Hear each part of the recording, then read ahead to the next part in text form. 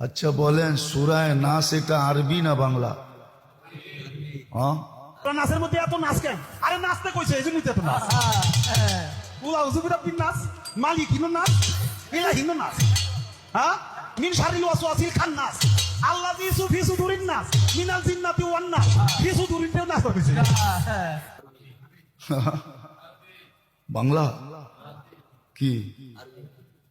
আচ্ছা যেটা আরবি ওটা বাংলা এক? হ্যাঁ, আল্লাহ বলে নাচতে কইছে। ওইনে নাচ, বাংলায়ও নাচ। বাংলায় নাচ কারে কয়? ইংরেজি করলে বুঝবেন ডান্স, ঠিক না? বাংলা তো বুঝবেন না, বাংলা তো বোঝেন না। তাহলে নাচ তো আরবি শব্দ, ঠিক না? হ্যাঁ, ওটা বাংলা হইলো কেমনে?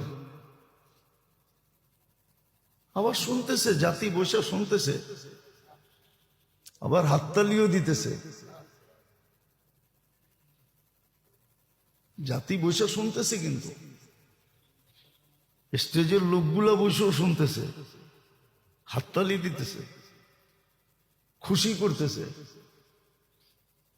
যে কি কইল।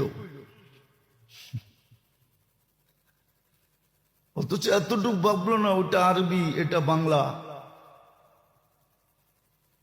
তাহলে কোরআন কি বাংলায় নাজিল হয়েছে নাকি? হ্যাঁ, এতটুক বিবেক নাই পার্থক্য করা।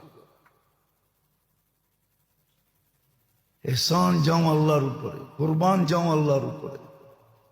আল্লাহর কত বড় এহসান, তারপরও আমাদেরকে পালতেছে। পালা উচিত না, উচিত ছিল পুরা জাতিকে ভিতরে ঢুকায় দেওয়া। যা ভিতরে যা করার কর। দেখেন না পত্রিকায় মাঝে মাঝে জেলের ভিতরে ঢুকায় বলতেছে যা খুশি তা কর, জেলের মধ্যে বয়া। জানে জেলের মধ্যে বয়া কিছু করতে পারবে না। আল্লাহ আমাদেরকে ঢুকায় দেওয়া উচিত ছিল। আর ভূমিকম্প আসবে না কেন? এক এক জিনিসের নামে খোদার দুরহিতা চলতেছে, আবার পক্ষেও লোক বলতেছে। দেখেন না বাউলের নামে কি চলতেছে? বাউল কি এটাই ছিল যে আল্লাহ রসুলের বিরুদ্ধে চলে যাবে? আর আমরাও জানি কেমন মাইনা নিতেছি।